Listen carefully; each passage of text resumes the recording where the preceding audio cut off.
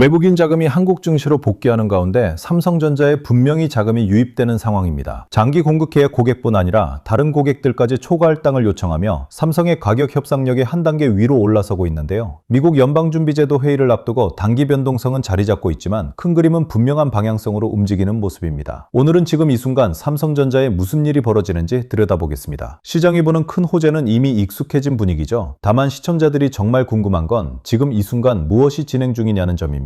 오늘은 외국인 수급의 현재 흐름, 시장에서 실제 벌어지는 가격 협상, 그리고 단기 변수까지 함께 짚어보려고 합니다. 멀리 보는 시각보다 지금 시장이 어디에 서 있는지를 분명히 정리해보는 자리예요. 그럼 시작하겠습니다. 지금 가장 분명한 변화는 외국인 자금의 복귀입니다. 새 정부 출범 이후 한국 증시로의 외국인 자금 유입이 본격적으로 진행되는 상황이죠. 시가총액 1위 종목인 삼성전자로의 자금 유입이 확대되는 모습이며 코스피가 사상 최고치를 갱신한 배경에도 외국인의 대규모 순매수가 자리 잡고 있습니다. 외국인 매수 상위 종목 자체가 삼성전자와 SK하이닉스로 분명히 형성되는 분위기인데요. 지금 진행 중인 이 자금 유입의 강도가 단기 주가 흐름의 결정적 변수로 떠오릅니다. 외국인 지분율의 현재 위치도 함께 보겠습니다. 삼성전자 외국인 지분율은 한때 56%를 넘었지만 한동안 50% 초반까지 떨어진 상태였어요. 지금은 회복 흐름이 분명히 진행되는 자리에 와 있습니다. 시장에서는 외국인 지분율이 55% 수준으로 다시 회복되면 수급 효과만으로도 분명한 상승 동력이 만들어진다는 분석이 우세하죠. 지금 한 주 한 주 외국인 매수가 어떻게 누적되는지가 핵심 단기 변수가 되며 이 흐름이 추세적 복귀인지 단발성 환매수인지가 시장이 가장 주목하는 질문입니다. 시장에서 지금 분명히 벌어지는 또 다른 변화가 있어요. 장기 공급 계약을 맺고 있는 고객뿐 아니라 계약을 맺지 않은 고객들까지 초과 할당을 요청하는 상황입니다. 공급보다 수요가 분명히 더 큰 상태라는 의미죠. 한 가지 분명한 부분은 이런 상황이 메모리 회사의 가격 협상력을 한 단계 위로 끌어올린다는 점입니다. 삼성전자는 범용 디램과 낸드 부문에서 분명한 캐파 우위를 보유한 만큼 지금 가장 공격적인 가격 협상이 진행되는 위치에 자리 잡고 있어요. 이 협상의 결과가 분기 실적 동력으로 바로 이어지는 구조죠. 지금 시장이 보고 있는 큰 그림은 분명합니다. 메모리 시장이 슈퍼사이클의 정점 구간으로 진입한 분위기예요. 인공지능 인프라 투자가 본격화되며 서버용 고부가 메모리 수요가 폭증하고 있죠. 한쪽에서는 HBM 같은 고부가 제품이 폭발적으로 팔리고 다른 쪽에서는 범용 디램과 낸드 가격이 동시에 폭등하는 이중 호재 상태입니다. 단순한 호황을 넘어 분명한 구조적 변화의 신호로 자리 잡고 있는 모습이며 삼성전자가 이 흐름의 직접 수혜자 위치에 있다는 점이 시장의 분명한 평가죠. 또 하나 분명히 자리 잡은 강점이 있어요. 삼성전자는 HBM3E와 HBM4를 동시에 안정적으로 공급할 수 있는 회사로 평가받습니다. 지금 시장에서는 HBM3E가 여전히 주류이고 HBM4는 빠르게 점유율을 확대하는 모습이죠. 두 세대 제품을 한 회사 안에서 동시에 공급할 수 있다는 건 분명한 구조적 강점입니다. 빅테크 고객사 입장에서는 한 공급사에서 두 세대 제품을 안정적으로 받을 수 있는 자리가 만들어지며 이 부분이 다른 메모리 회사들과 차별화되는 위치를 만들어줍니다. 시장이 지금 봐야 할 또 하나의 변화는 비메모리 부문입니다. 삼성 파운드리와 시스템 LSI 부문이 분명한 회복 신호를 보이는 상황이죠. 시스템 LSI는 플래그십 시스템 5 칩 판매 확대로 실적이 개선되는 모습이며 파운드리는 고성능 컴퓨팅 시장 중심으로 수주가 이어지고 있어요. 광통신 모듈 대형업체 수주도 성공한 분위기인데요. 지금 비메모리 적자가 분기마다 축소되는 흐름이 분명히 진행되며 시장이 지금까지 삼성전자에 적용해온 디스카운트를 한 단계씩 줄여가는 직접적 동력이 되고 있습니다. 파운드리 부문에서 지금 진행 중인 또 다른 움직임이 있어요. 이 나노 공정에서 빅테크 기업들과의 수주 협상이 활발히 진행되는 상황입니다. 삼성 이 나노 공정이 경쟁사인 TSMC보다 단가가 약 30% 저렴하다는 평가가 함께 나오는 만큼 공급망 다변화를 원하는 팹리스 기업들에게 분명한 대안 카드로 떠오르는 모습이죠. 구체적인 빅테크 수주 발표가 어느 시점에 나올지가 지금 시장이 가장 주목하는 단기 분기점입니다. 이 발표가 한번 나오면 시장의 시각이 한 단계 위로 올라서는 모습이며 지금 시점에 분명한 단기 변수예요.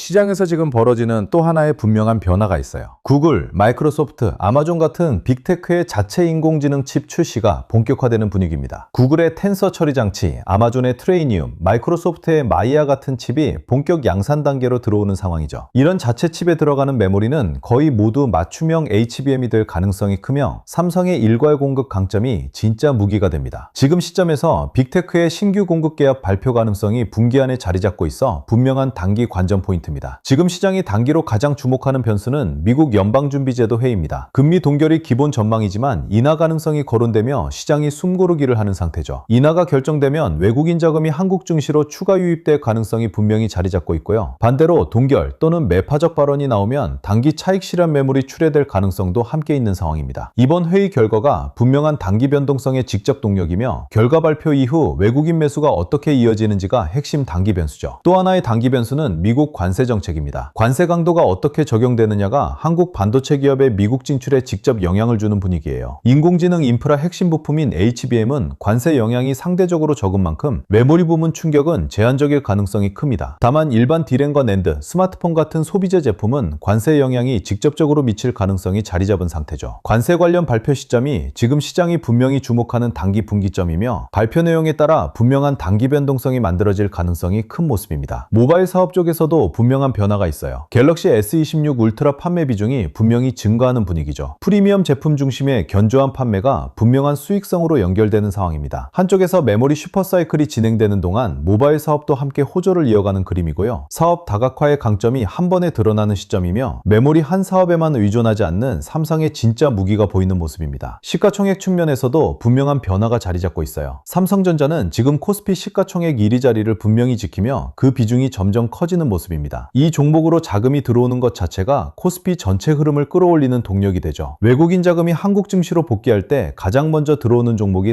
삼성전자이며 그 자체가 시장 전체의 방향성을 보여주는 신호로 자리 잡았습니다. 지금 이 시점에 삼성전자에 들어오는 자금이 시장 전체에 미치는 영향이 한 단계 위로 올라선 분위기예요. 일반 투자자가 지금 봐야 할 진짜 신호는 분명합니다. 첫째, 외국인 매수가 한 주 한 주 어떻게 누적되는지. 둘째, 빅테크의 이 나노 수주 발표가 어느 시점에 나오는지. 셋째, 미국 연방준비제도 회의 결과와 그에 따른 외국인 자금 흐름의 변화입니다. 이 세 가지가 지금 이 순간 시장이 가장 주목하는 단기 변수죠. 멀리 보는 시각도 중요하지만 지금 이 순간의 흐름을 차분히 추적하는 시각이 진짜 변곡점을 잡는 출발점입니다.